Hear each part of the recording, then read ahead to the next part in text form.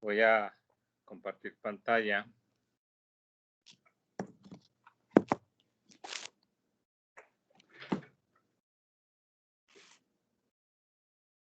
Y bueno, en la sesión anterior, pues nos quedamos viendo lo que eran las superficies de decisión, que no es otra cosa más que convertir las probabilidades de que un punto pertenezca a una clase y a otra, es mapear eso a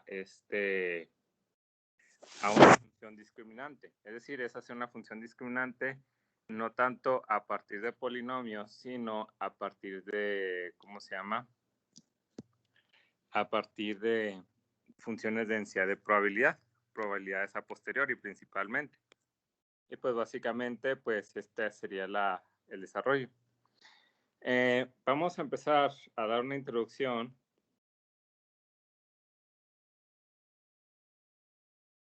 a lo que son las redes bayesianas.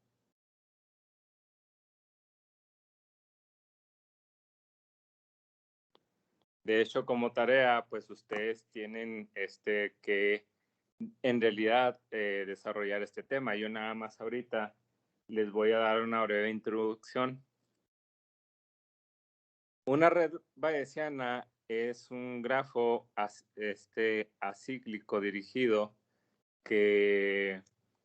donde cada nodo representa una variable aleatoria y cada flecha representa una relación de causalidad.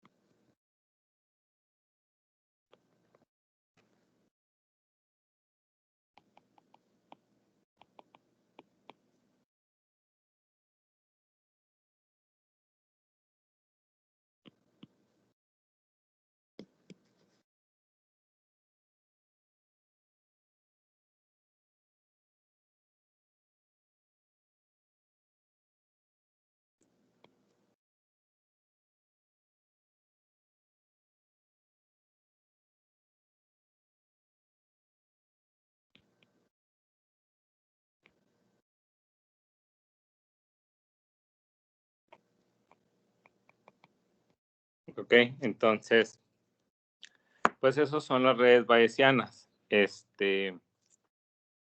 Lo que quiere decir es que yo voy a tener un conjunto de nodos, ok, que van a tener una estructura acíclica y dirigida. Ahorita vamos a ver cómo es eso. Pero bueno, ¿alguna vez, chavos, alguno de ustedes ha hecho ha procesado alguna red bayesiana?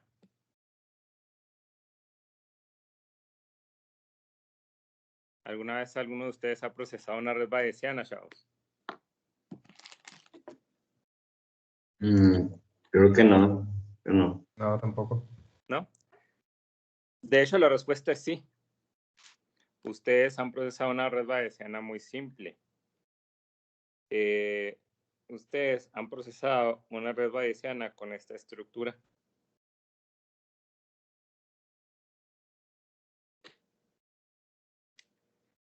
Generalmente, los nodos o variables aleatorias conocidas se suelen sombrear. Esta es una red bayesiana, esto que acabo de dibujar, donde este nodo es una variable aleatoria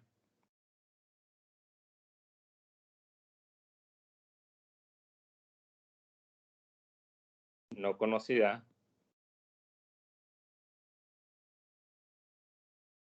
La flecha es la relación de causalidad.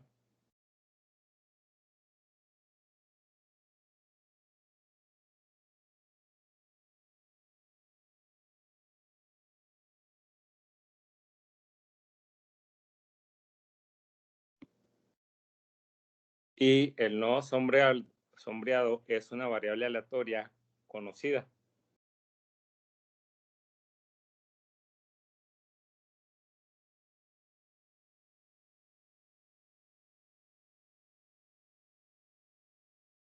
¿Estamos de acuerdo?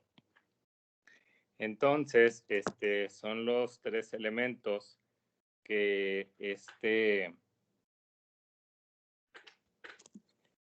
va a tener una red bayesiana. Entonces, nosotros ya hemos, de hecho, analizado redes bayesianas muy simples, si ustedes quieren, pero ya hemos analizado redes bayesianas. ¿Estamos de acuerdo? Aquí en este tema, lo interesante es que vamos a ver redes bayesianas que pueden llegar a tener una estructura compuesta de más de un nodo, ¿ok? Más de dos nodos.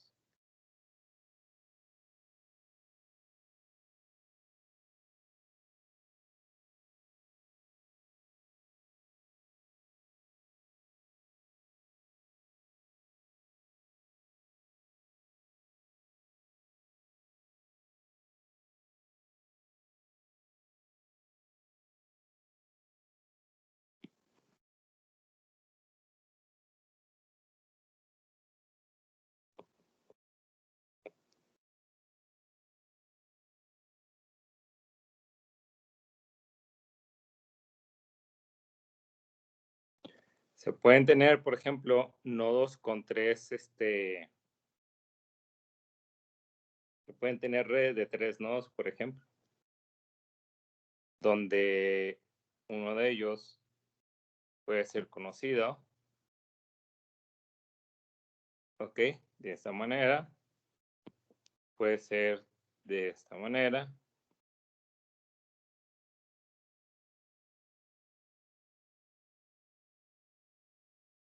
puede ser de esta manera,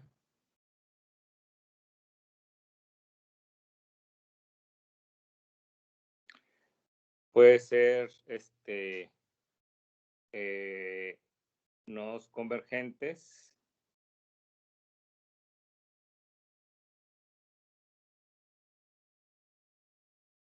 ¿ok? Donde este sea conocido, donde igual pueden tener cualquier evento así conocido en cualquier lado,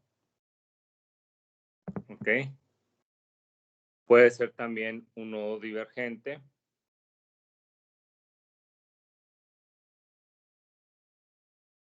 como este ejemplo.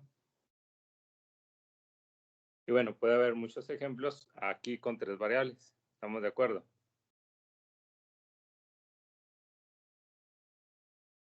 Entonces, pues vaya, podemos tener múltiples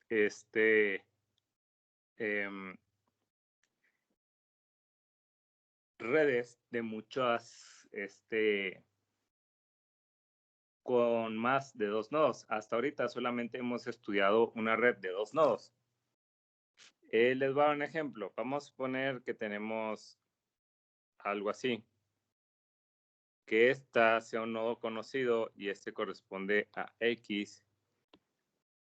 Y X puede ser de las clases W y aquí otra clase que fuera omega. Vamos a suponer que X sea un vector de características de un carácter.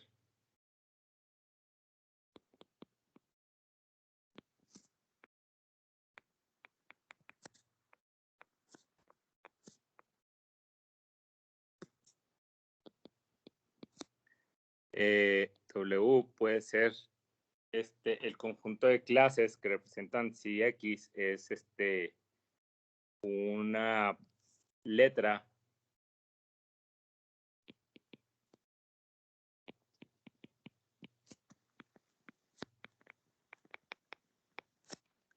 y omega mayúscula puede ser categorías de números.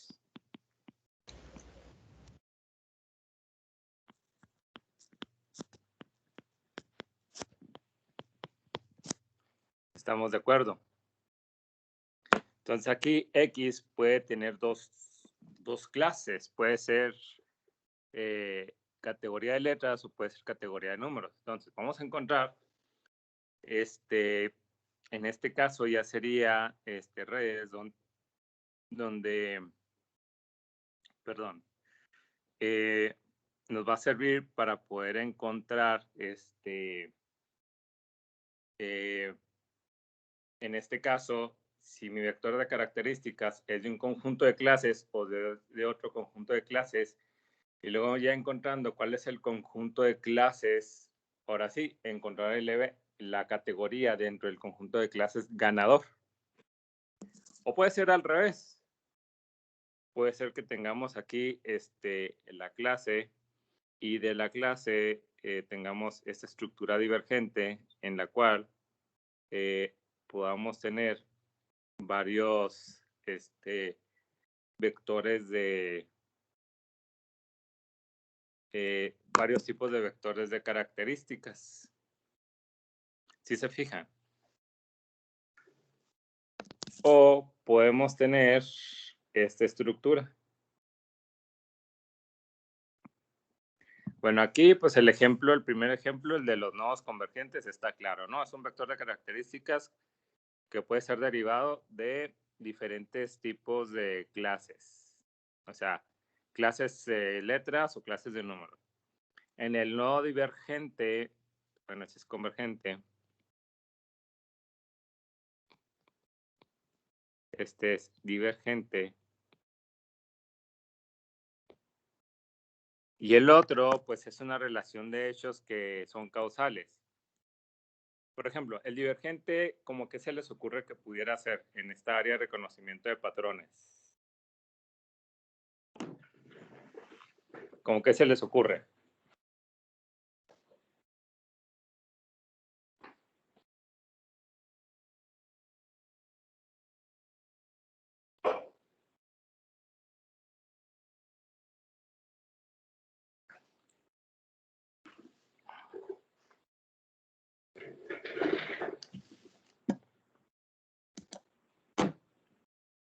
¿Cómo que se les ocurre que pudiera ser?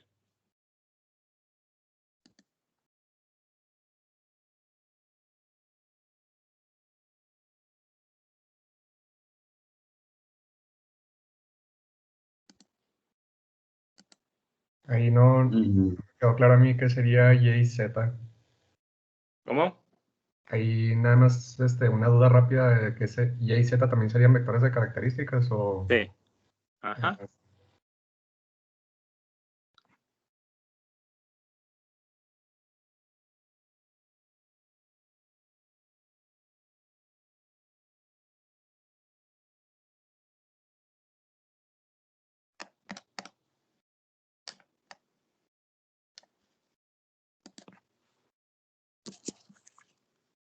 Entonces aquí tenemos, por ejemplo, clase carácter y tenemos tres tipos de vectores de características. El vector que se saca por el algoritmo que genera X, el vector Y que sale por otro algoritmo y el vector Z que sale por otro algoritmo. ¿Sí se fijan cómo? ¿Estamos de acuerdo? Sí. ¿Ok? Y este de aquí, ¿cómo que se les ocurre que sería?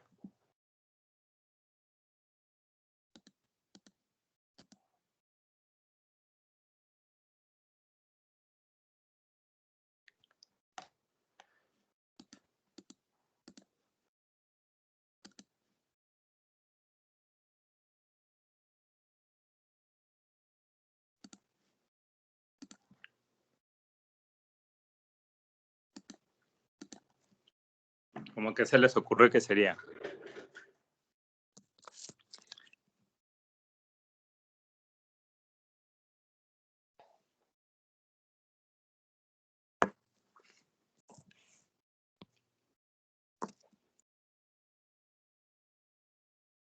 ¿Alguna idea de qué podría ser?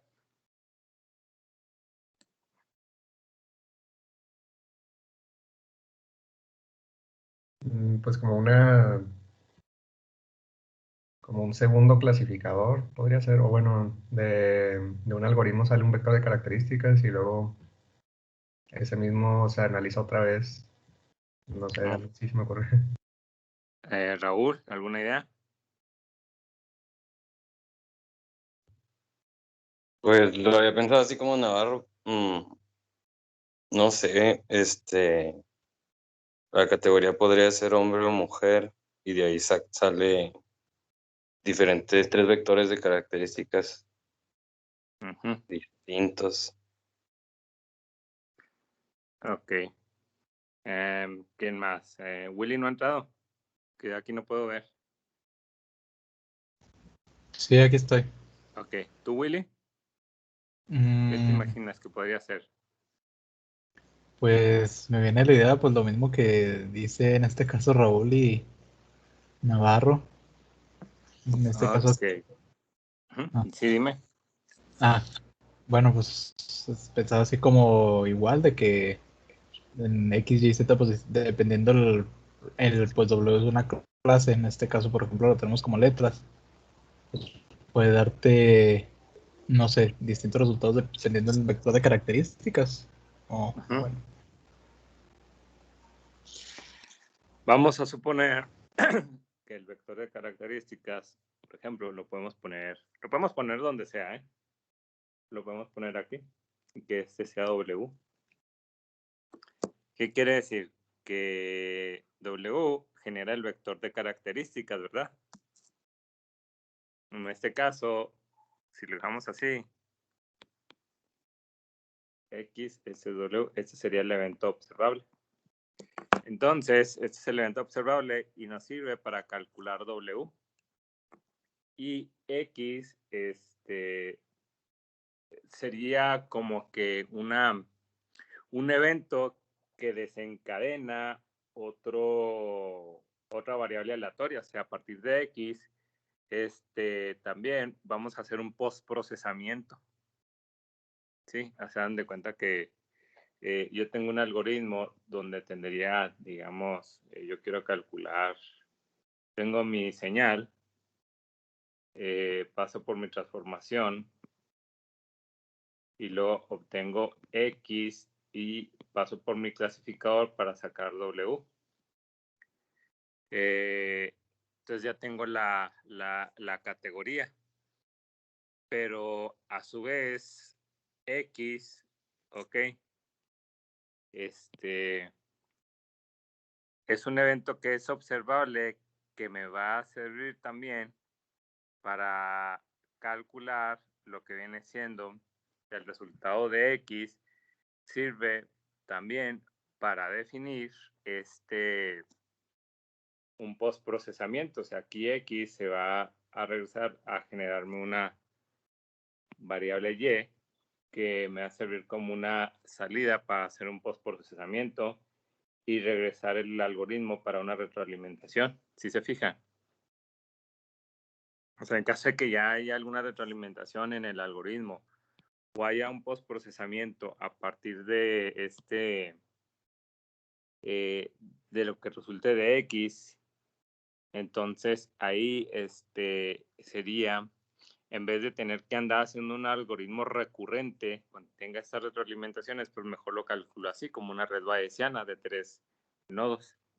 Si se fijan, o sea, Y es resultado de lo que sucedió en X. Si se fijan. Sí. Bueno. Y bueno, pueden tenerse redes así o podemos tener redes muy complejas, ¿ya? Podemos tener redes con esta estructura.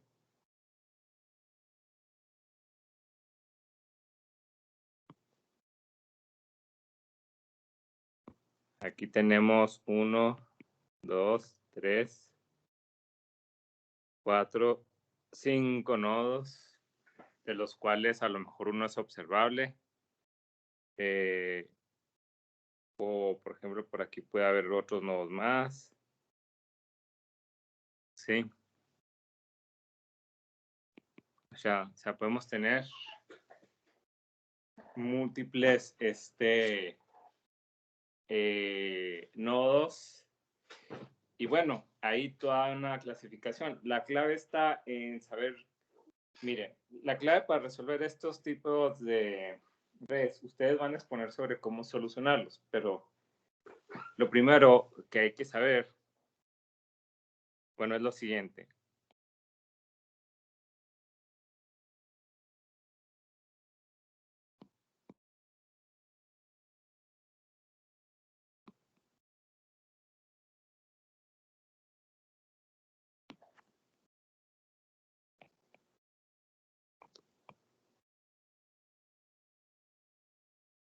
Lo que se debe saber en redes bayesianas es lo siguiente. Primero, los nodos padres.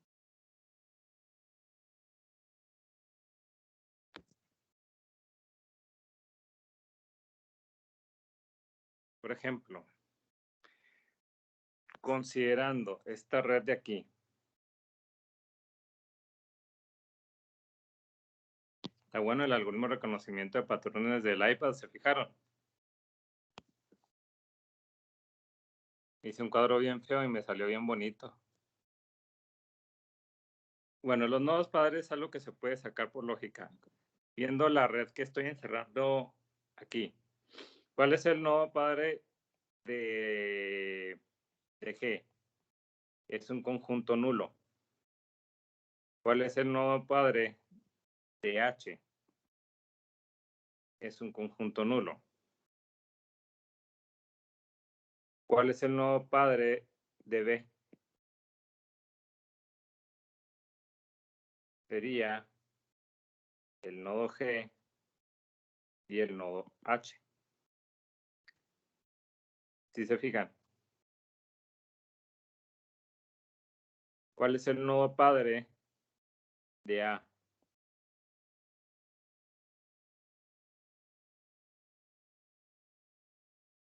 ¿Cuál es el nodo padre de A, chavos?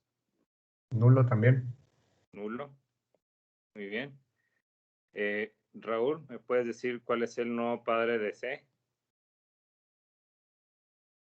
A y B. Ahí ve, muy bien. Willy, dime cuál es el nodo padre de D. Sí. ¿Sí? ¿Y cuál es el nodo padre de E, Willy? Sí. También C, muy bien. Otra es conocer la estructura. Podemos ver que esto, fíjense bien, G, H y B tienen una estructura convergente, ¿verdad? ¿Sí se fijan? ¿Estamos de acuerdo? A, B y C tienen una estructura convergente. C, D y E tienen una estructura divergente. H, B, C, D tienen una estructura continua. A, C y D tienen otra estructura continua. ¿Ok?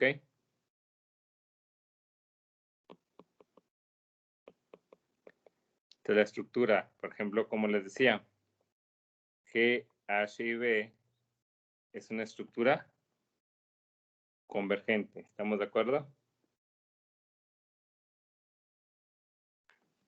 ¿Ok? ¿Sí se fijan por qué? Sí. Luego,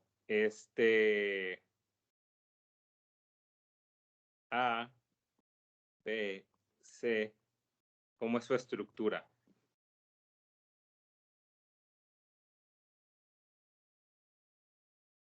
También convergente. ¿Ok?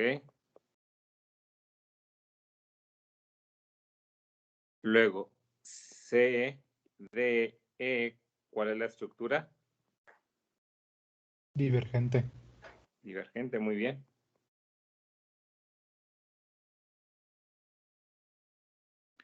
Y luego, H, B, C, D tiene una estructura continua, seguida.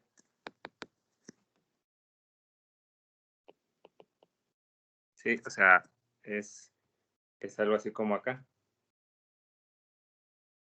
Si se fijan. Me salieron muy feos los trazos.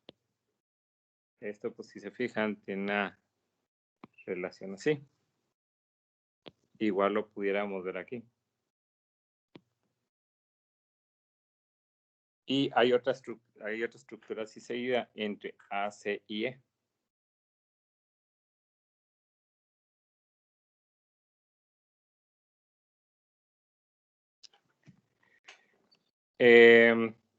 Lo siguiente que tenemos que ver de esto es cuáles nodos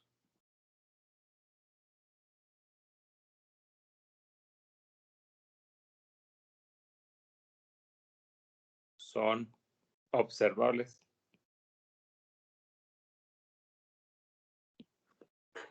¿Qué significa que un nodo sea observable?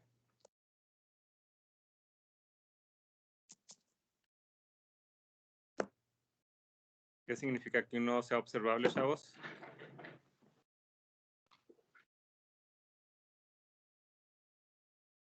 Pues que se conocen sus características. ¿A qué te refieres con que se conocen sus características? Que se van a saber que se saben los resultados. ¿Cómo? Que se conocen los resultados. Así es observable. Entonces, por ejemplo, esta red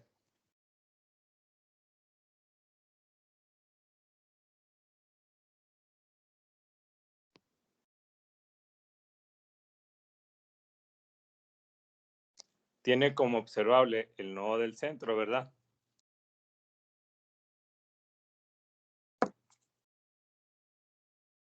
Si se fijan,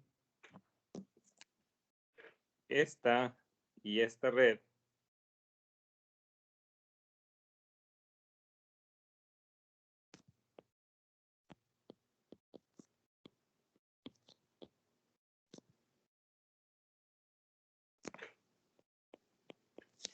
tienen la misma estructura, pero se calculan de manera muy diferente, puesto que son redes muy diferentes.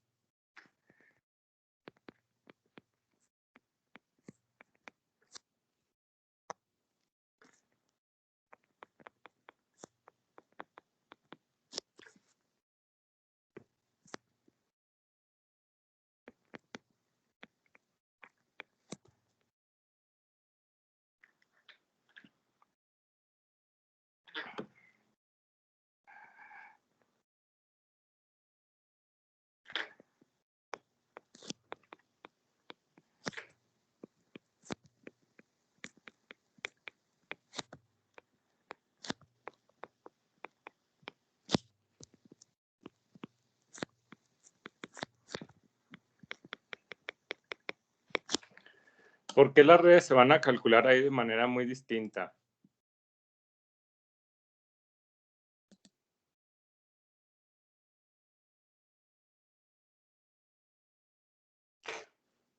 Porque los datos observables son diferentes entre ellas. Así es, y eso va a hacer que se calcule de manera muy diferente. Espérenme tantito.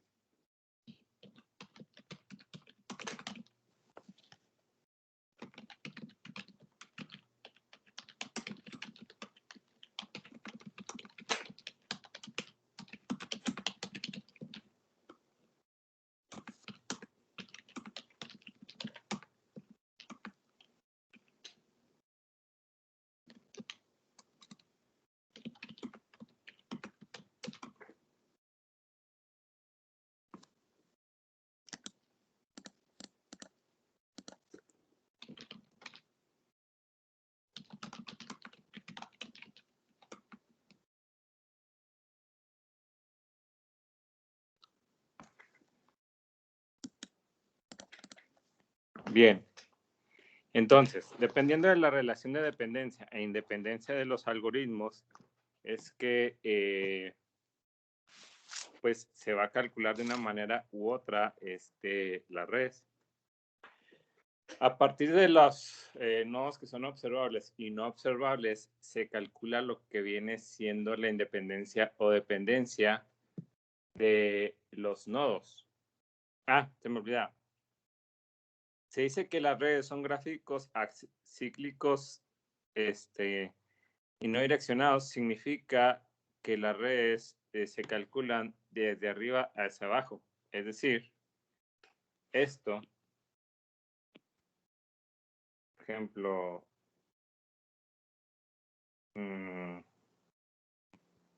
esto de aquí no es una red bayesiana. ¿Por qué? Por esta de acá, por esta flechita. Si se fijan, si fuera así,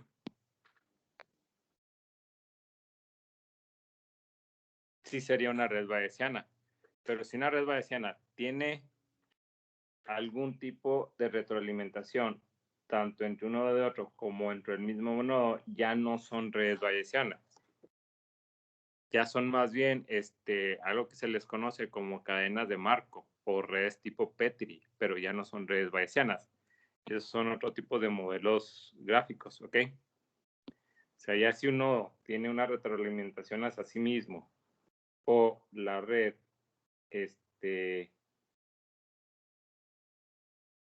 tiene algún tipo de regreso, ya no es red bayesiana, ¿ok? Esto es no bayesiano. ¿Estamos de acuerdo?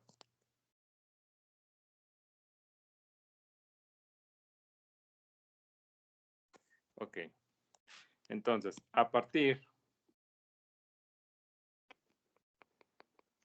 de conocer cuáles nodos son observables,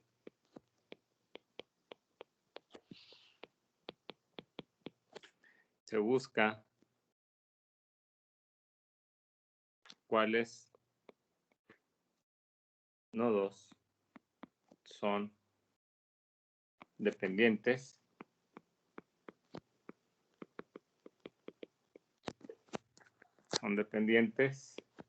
independientes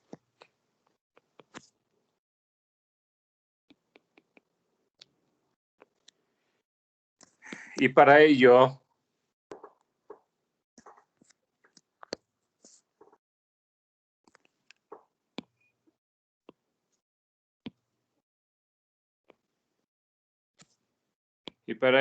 se utiliza lo que viene siendo la separación de.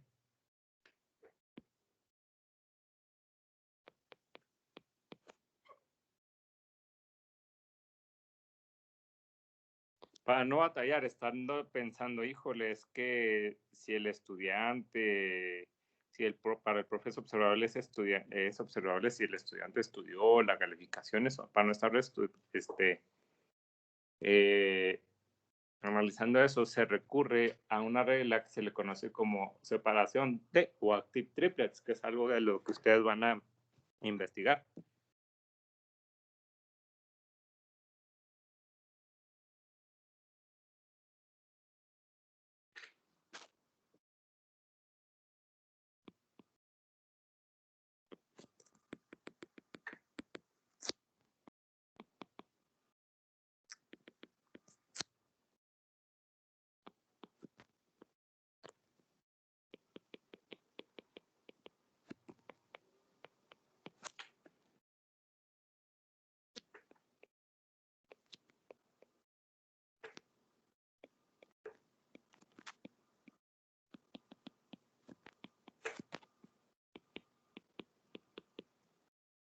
¿Sí? Entonces ya con con el conocimiento de la estructura de la red, así como saber cuáles no son dependientes e independientes, más algo que se llama regla de la cadena, es con lo que ya se hace la inferencia y se calcula de la red.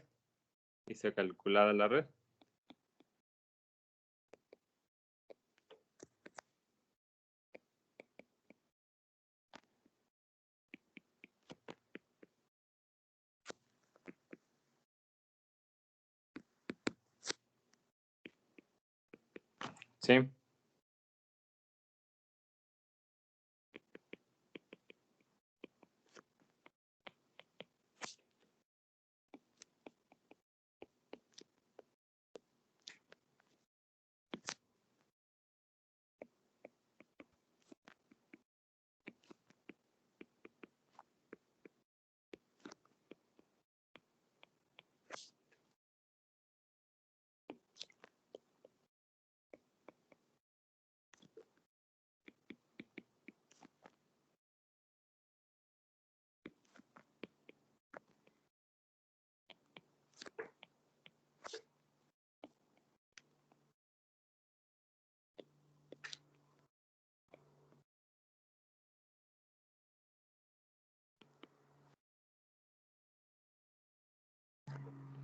Pero básicamente, pues son las cosas que hay que conocer en redes bayesianas.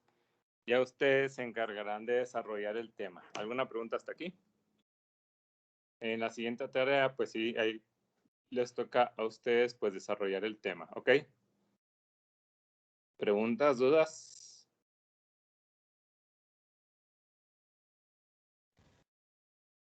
¿Esa tarea la va a encargar más adelante o Sí, ya? más adelante se los voy a encargar. Está ahí. Sí, en la siguiente tarea lo que les va a encargar es que ya hagan un clasificador bayesiano ingenuo usando una gaussiana multivariada. Les va a pedir que calculen una superficie de decisión, como la vimos la sesión anterior, y les va a pedir que hagan una exposición de cómo desarrollar una red bayesiana, cómo se hace la inferencia. ¿Sale? Sale. Bien.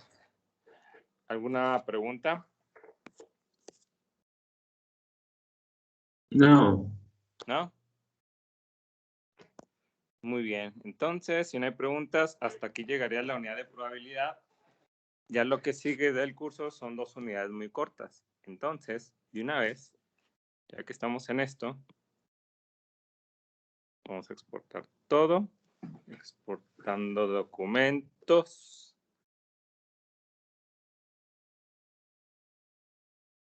Vamos a pasarlo a Teams. Vamos a seleccionarlo y rec de patrones. Vamos a esperar a que lo envíe. Bien. En lo que se envía, espérenme tantito.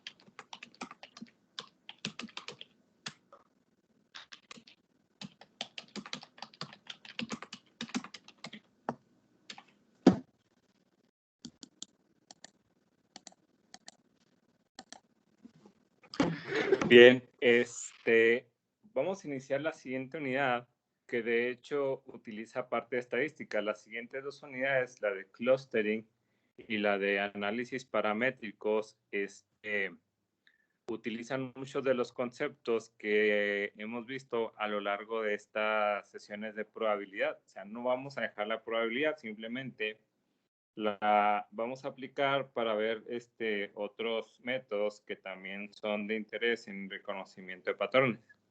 ¿Ok? Entonces, por lo pronto, ahorita la unidad que sigue es clustering. Tanto clustering como análisis no paramétrico son 2 unidades cortitas. Entonces, pues realmente no va a ser mucho el tiempo que vamos a tardar en poder revisar estos temas, ¿ok? Por mientras, busco archivo de vectores.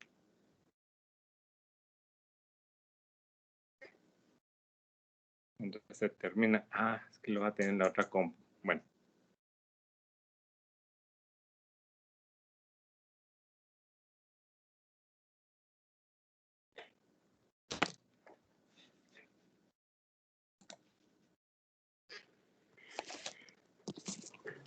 Listo. Entonces, pues vamos a iniciar un bloc de notas nuevo. Este bloc de notas va a ser para las unidades de clustering.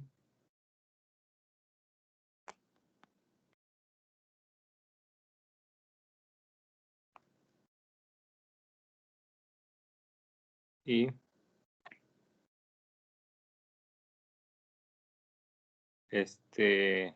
análisis no paramétrico.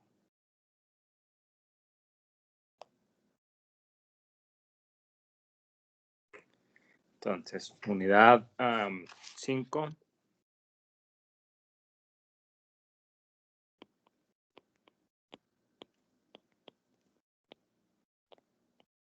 Es clustering.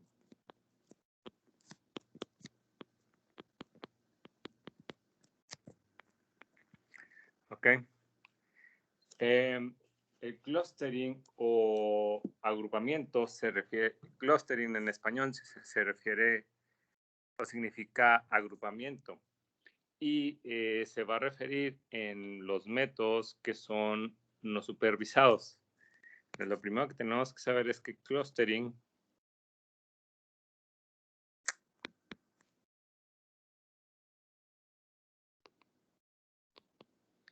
en español se va a referir como agrupamiento. Y se va a referir al conjunto de métodos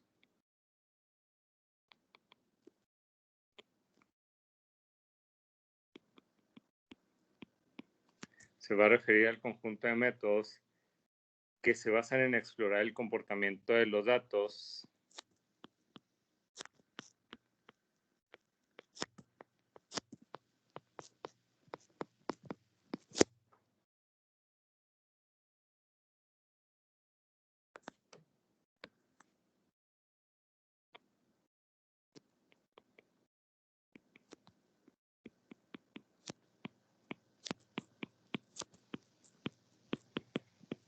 ¿ok? Para proveer prototipos que representen las clases o grupos.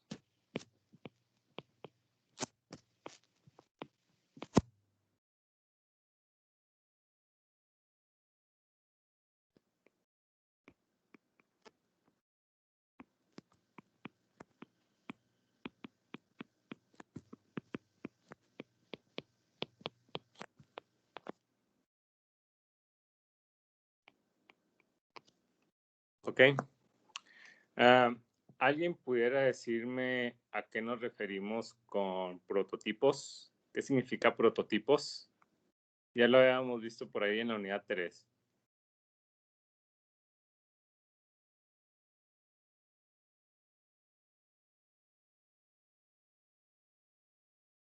¿A qué nos referimos con prototipos?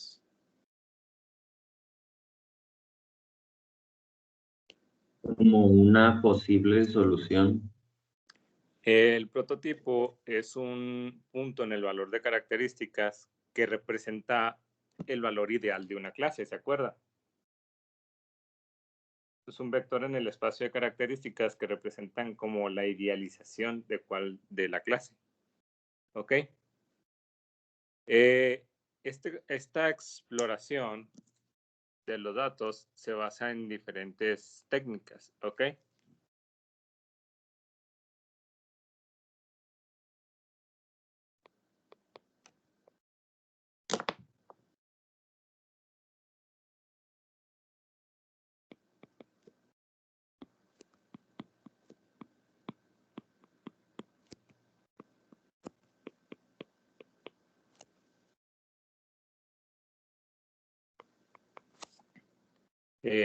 Puede ser inferencias estadísticas,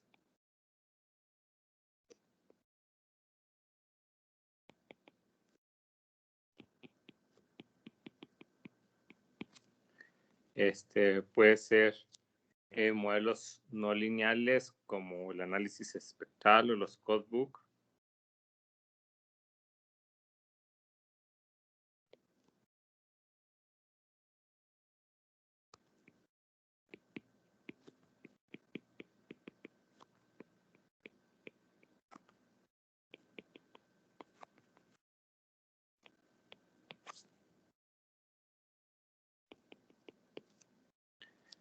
Hay otro tipo de modelos como son los mapas autoorganizados de Kohonen, que en realidad son redes neuronales.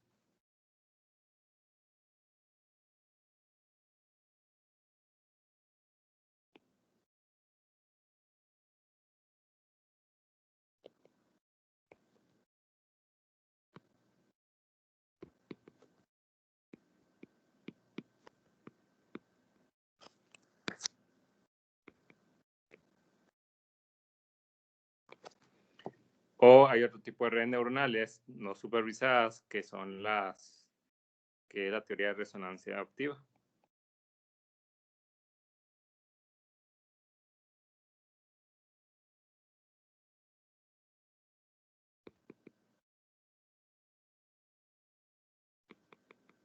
Todos estos son métodos de agrupamiento.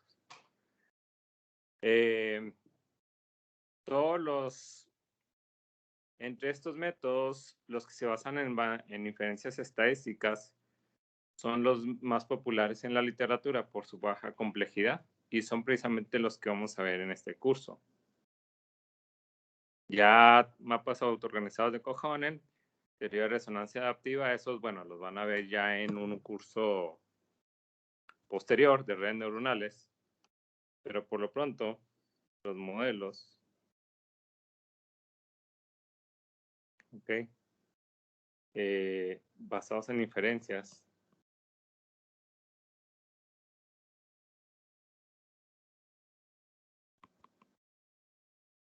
estadísticas,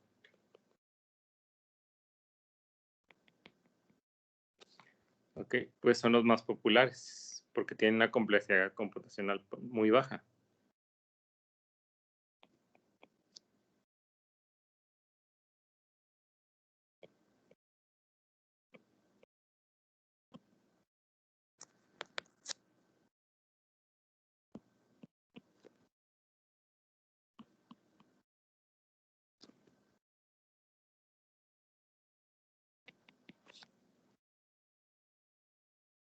Y entre ellos se encuentran, pues, el CAMINS, típicamente conocido en español como medias K.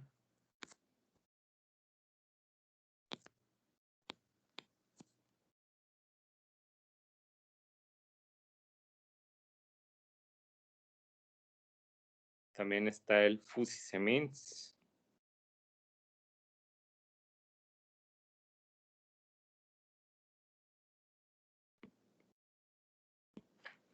Y el Expectation Maximization.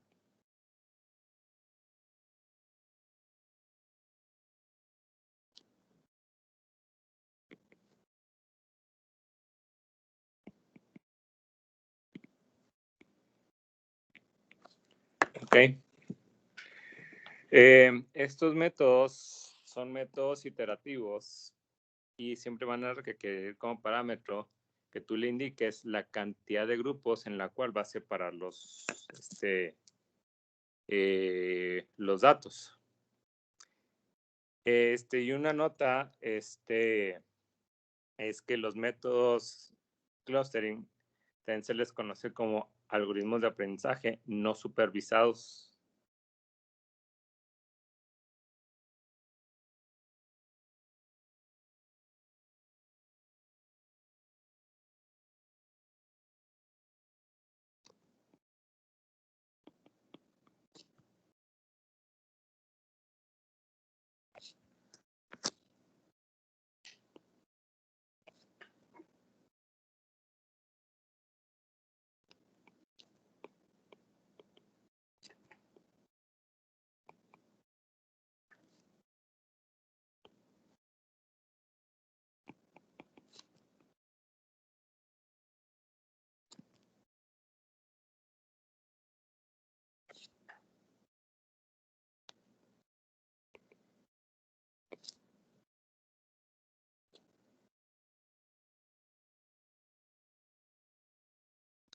Aquí así como nota, en otro color.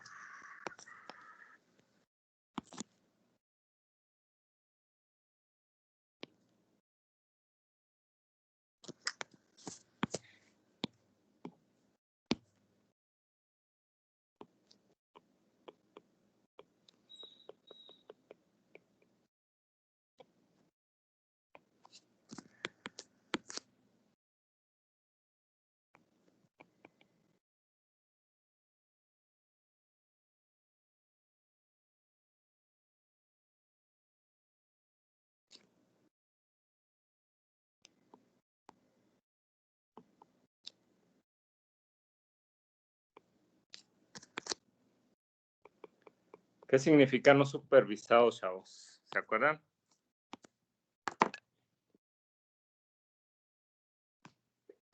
¿Se acuerdan qué significa?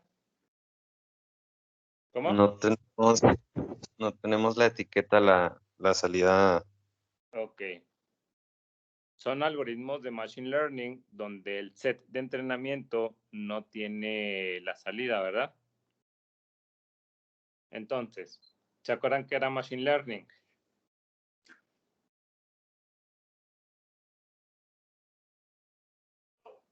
La capacidad que tienen los algoritmos de aprender a partir de los datos. Machine Learning es el conjunto de algoritmos que aprenden a partir de los datos, ¿verdad? Y cuando son no supervisados, ¿qué sucede ahí?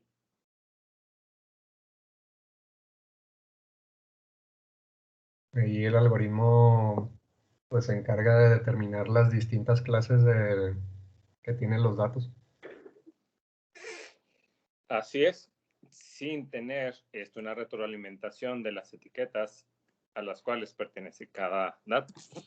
Entonces, como todo algoritmo de Machine Learning, los algoritmos de clustering requieren de un set de entrenamiento y otro set de prueba. ¿Ok?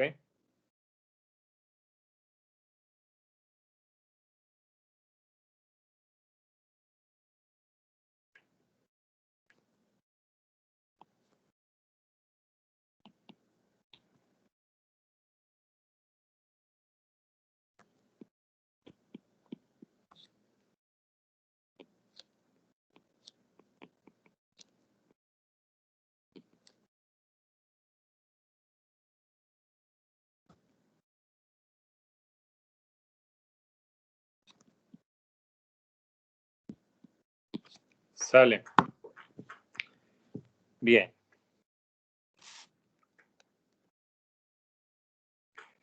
Vamos a ver. K-means. Vamos a ver el algoritmo de K-means. Es el algoritmo base de todos los algoritmos de entrenamiento no supervisado. Es bastante sencillo, bastante intuitivo. Ahorita lo van a ver. Entonces, vamos a ver. Y de hecho es muy conocido. O sea, el algoritmo de K-means es un algoritmo muy viejo que regularmente se ve en cursos de estadística. Es raro alguien a nivel posgrado que no conozca el K-means en cualquier posgrado, en administración, en manufactura, en electrónica, en lo que sea. Es un algoritmo muy común. ¿Ok?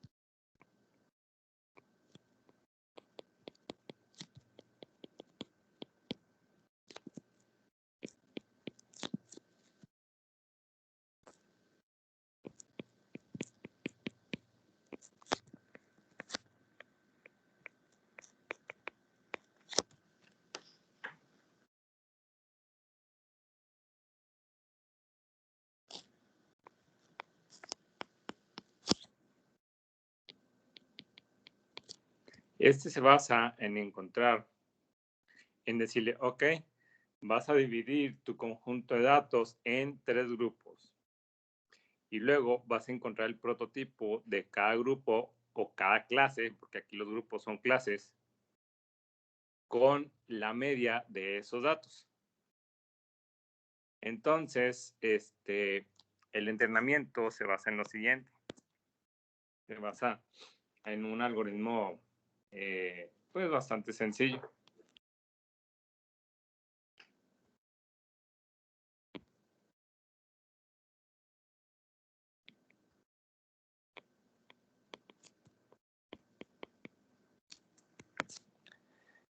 En el entrenamiento, pues lo primero, bueno, recuerden que es un algoritmo iterativo, ¿ok?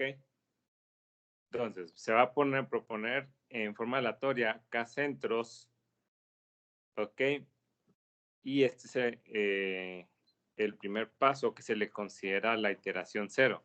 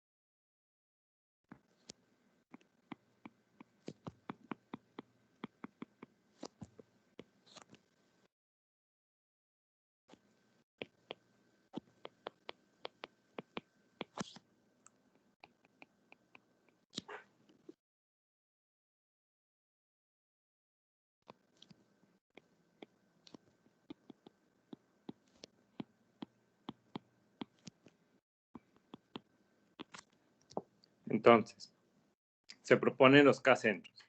Generalmente los centros se proponen de forma aleatoria, pero si ya hay algún historial del problema que estás analizando, se pueden utilizar los centros obtenidos mediante ese historial. ¿Ok?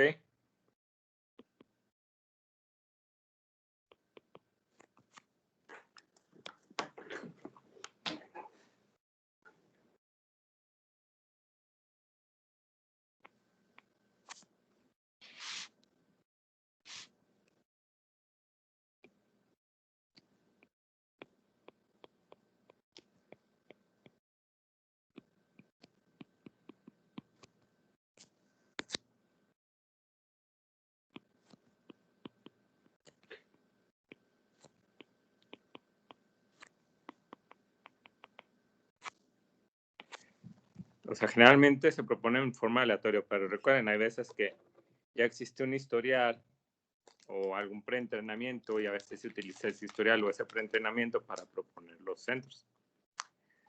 Una vez que se obtienen los centros, se va a sacar las distancias euclidianas entre los datos y los centros. ¿Ok?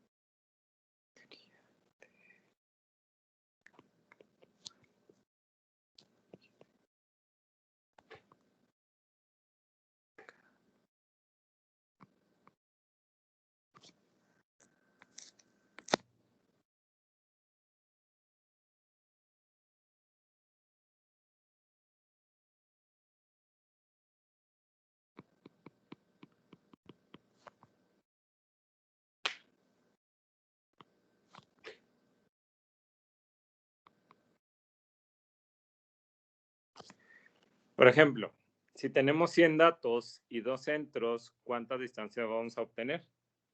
Obtendríamos 200, porque para cada dato vamos a obtener la distancia euclidiana de ese dato respecto a todos los centros. ¿De acuerdo? Si tuviéramos 200 datos y 3 centros o 3 grupos o 3 clases, tendríamos 200 datos y de cada dato pues voy a obtener 3 distancias, que sería la distancia del dato al centro 1, del dato al centro 2 y del dato al centro 3. Entonces tendríamos 600 distancias. ¿Está claro? ¿De acuerdo?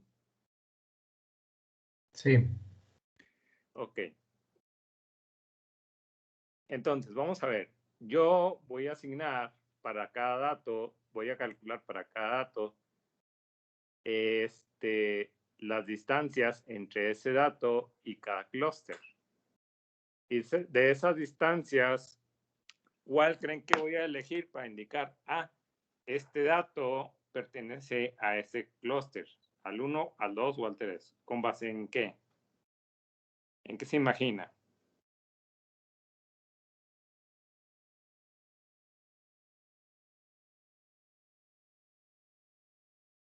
En la distancia mínima. Pues sí, los demás estaríamos de acuerdo, que sería la distancia mínima. Sí. Sí. Así es, o sea, lo que haríamos en el siguiente paso es obtener, ya que obtuvimos, para asignar un grupo o clase a cada dato, se busca la distancia mínima. ¿Ok?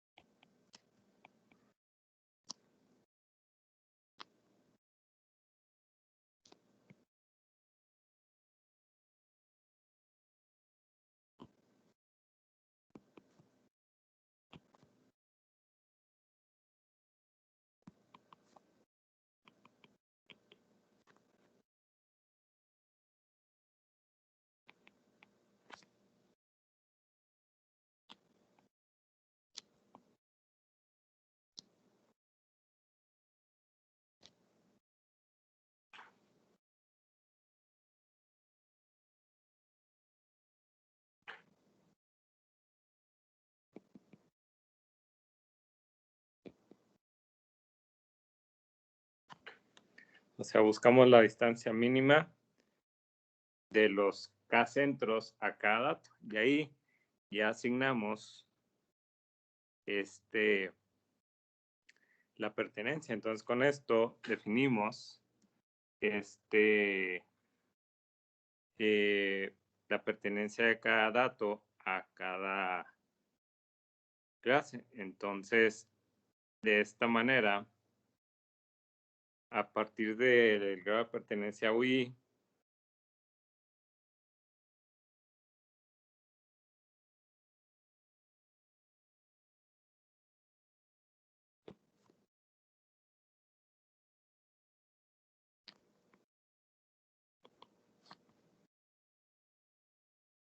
se define ¿cómo se llama? Se forma, perdón,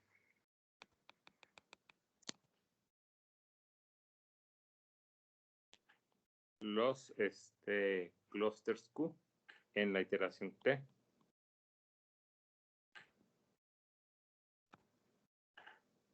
De tal manera que el clúster en la décima iteración es el décimo clúster en la iteración T se va a referir a todos los datos de KI, tal que K pues es igual a UI. ¿Ok? Es decir, va a tomar el UI, pues es el argumento K de cada dato. Entonces, UI va a tener un valor de K que va a decir cuál es el valor mínimo entre X y un clúster. Entonces, ese dato va a servir para formar el conjunto de datos que conforman un clúster. Entonces, sería el paso 3. El paso 4, pues es ahora con los nuevos centros, perdón, con los nuevos clústeres, calcular los centros nuevos dados por lo siguiente.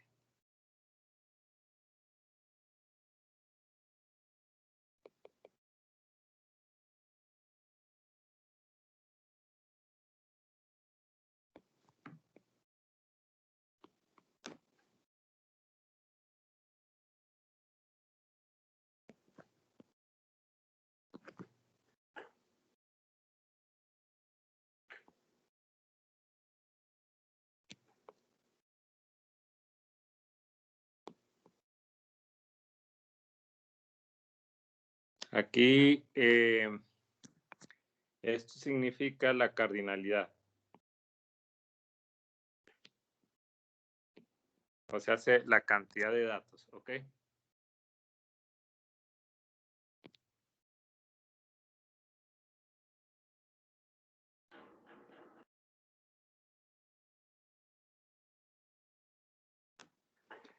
Entonces, calculamos los nuevos centros tomando los datos que pertenecen a ese clúster y dividirlos entre la cantidad de datos que pertenecen a ese clúster. Y el quinto y último paso es simplemente obtener la siguiente diferencia.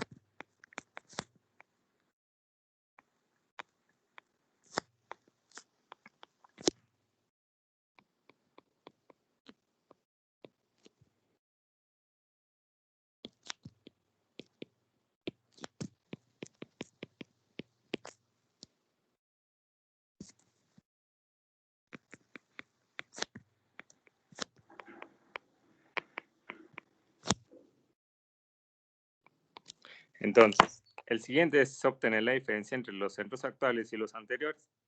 Y si la diferencia es muy pequeña, pues se concluye un algoritmo. Si no, se regresa a 2, que es volver a calcular las distancias euclidianas.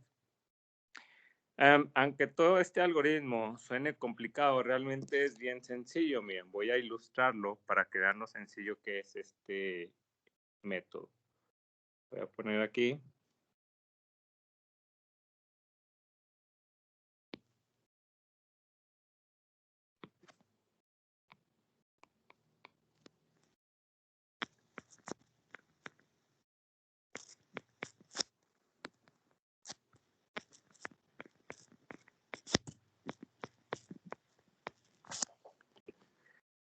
Un espacio.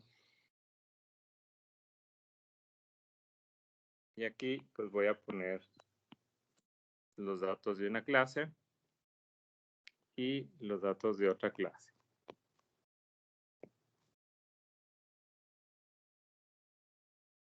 Ok. Y voy a decir que voy a partir ¿cómo se llama? Este espacio en 2 grupos o 2 clases. ¿Ok? Ahí pues no están etiquetados los datos, no sabemos qué dato pertenece a qué clase. ¿De acuerdo? Entonces, según lo que estamos viendo, ¿cuál sería el primer paso? Proponer los centros. Proponer centros, si los podemos proponer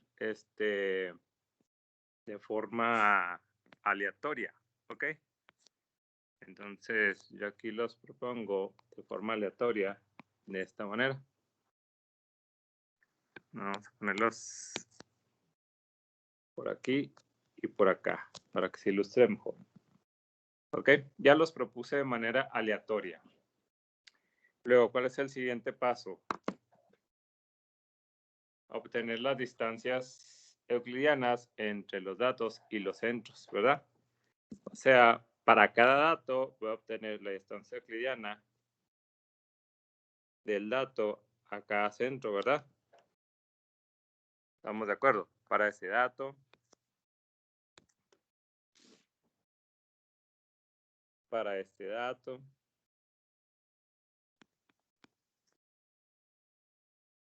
para este dato, y así sucesivamente. ¿De acuerdo? Entonces, ya obtuve las distancias euclidianas de los datos a cada centro. Y luego voy a asignar una clase basándome en la distancia euclidiana mínima. Eso va a hacer que al tomar la distancia mínima, se forme una línea de clasificación, se formen los centros, los cuales van a poder ser separados por una línea de clasificación definida de la siguiente manera.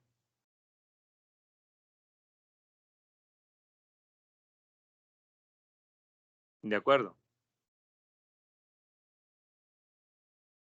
Estamos de acuerdo. O sea, ahí los centros me van a definir que una clase es todo lo que está del lado de arriba de la línea verde y la otra clase está del lado de la línea roja, es por debajo de la línea verde.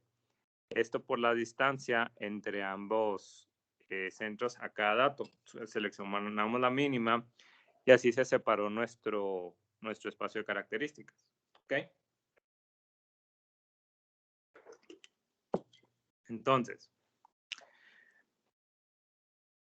a partir de esto, vamos a calcular ahora nuestros centros nuevos. Abajo de buen cubero, chavos, como por dónde quedarían los centros nuevos. Así con esta clasificación.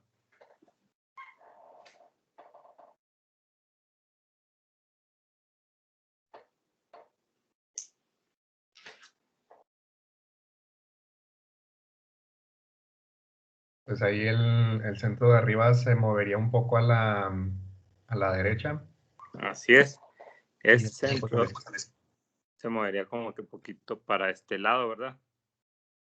De acuerdo. Y este otro de acá se movería como para este lado más o menos. ¿Sí?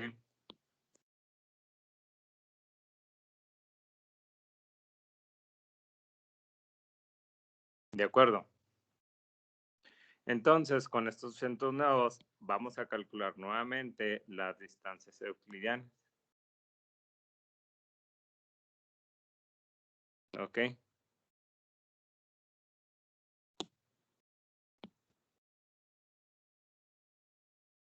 Vamos a calcular de nuevo las distancias euclidianas. Ok,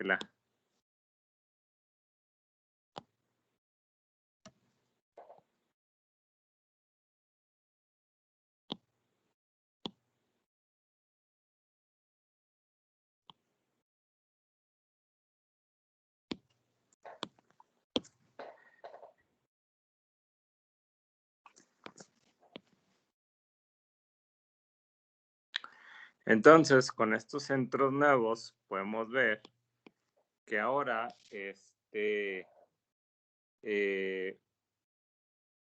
vamos a sacar las diferencias. Por ejemplo, ahora para este punto, la distancia se va a acercar a más este centro que este de acá. ¿De acuerdo? Entonces, si los volvemos a calcular ahora, se nos va a hacer una línea así. ¿De acuerdo? ¿Estamos de acuerdo? Y luego ya que calculamos eso, de nuevo, calculamos los centros con esta nueva división. Entonces, un centro se va a quedar por aquí y el otro centro se va a quedar por acá. Sacamos nuevamente las distancias euclidianas y ahora con las distancias euclidianas se va a mover un poquito la curva de clasificación.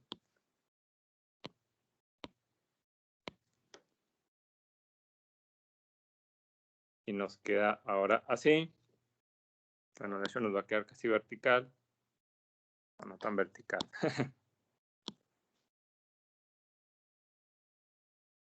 Bueno, vamos a dejarlo así. Ni modo, es casi vertical, pero no queda vertical.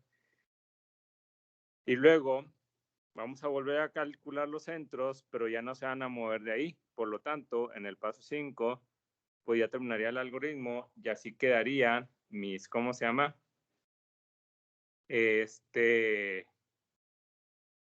ahí ya quedarían, pues lo que vendrían siendo,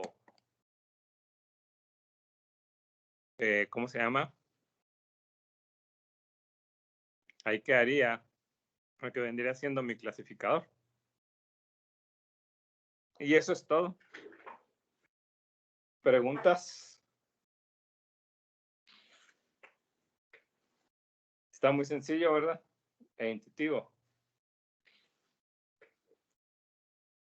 Sí. Intuitivo. Está bastante intuitivo, ¿verdad? Está como para que alguien de una maestría en administración lo entienda.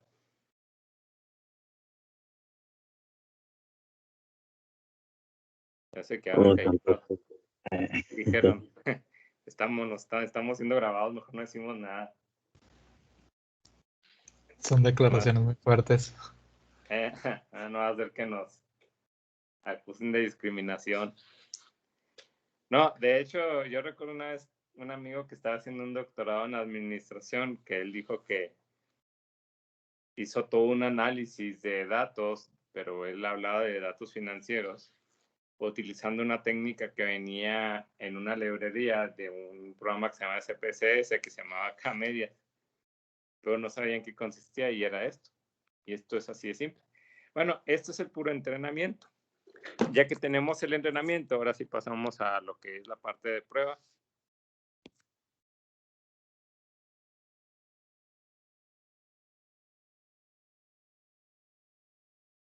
La parte de prueba, pues, es bastante sencilla.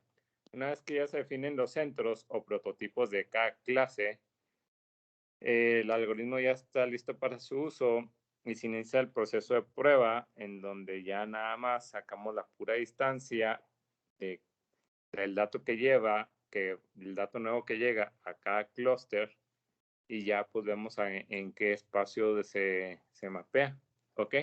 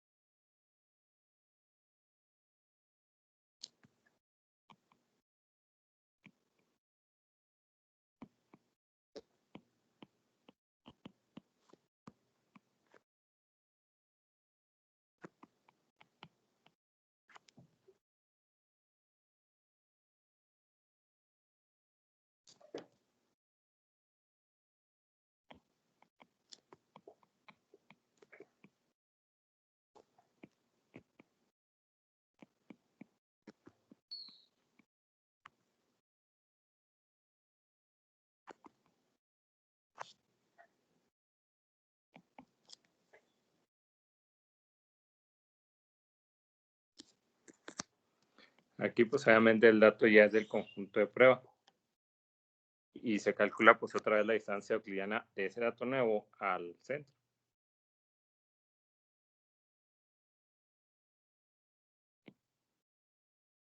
Se vuelve a calcular la distancia euclidiana de ese dato al centro. Ahora ya le quito el índice. ¿Por qué le quité el índice t al centro? Porque ya no se va a actualizar, ya es nada más probarlo, ¿no? Así es, ya no se actualiza. Saco la pura distancia del centro que ya quedó establecido al dato, y luego se obtiene el clúster al que pertenece a este dato mediante, y se calcula a qué clase se calcula a qué clase pertenece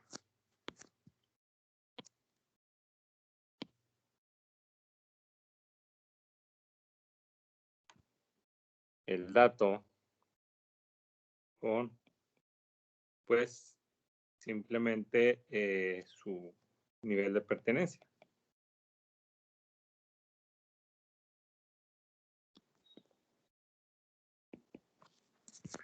O sea, por ejemplo, en este caso, pues yo ya tengo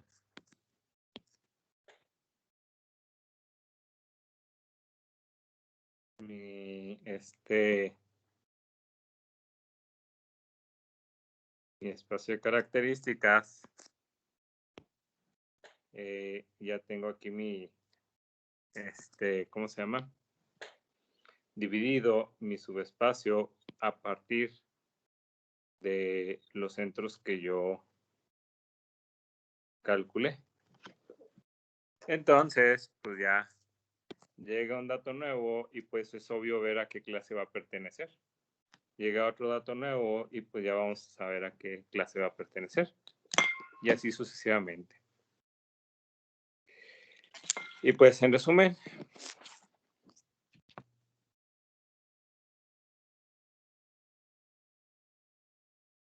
eso es el K-Means. Un algoritmo bastante intuitivo, bastante sencillo. Creo que no es necesario andar mucho para entenderlo. Programarlo es bastante sencillo. En la siguiente lección vamos a ver cómo lo programamos, cómo hacemos un programa para K-Means. Luego vamos a ver Fuzzy-Means y vamos a ver si nos alcanza a ver tiempo para ver Expectation Maximization, que sería el último método para ver en esta unidad. Expectation Maximum, bueno, Fuzzy-Means es una variante de K-Means, nada más que en el caso de K-Means, el criterio para definir que un dato pertenece a una clase es un criterio duro. Perteneces a una clase con base en la distancia euclidiana mínima y ya no perteneces a los demás. Pero Fuzzy-Means te dice, si perteneces a cada dato, puede pertenecer a todas las clases, pero voy a elegir una. Pero el criterio de Fuzzy-Means es que todos los datos pueden llegar a pertenecer a todas las clases, pero de estas tengo que elegir una.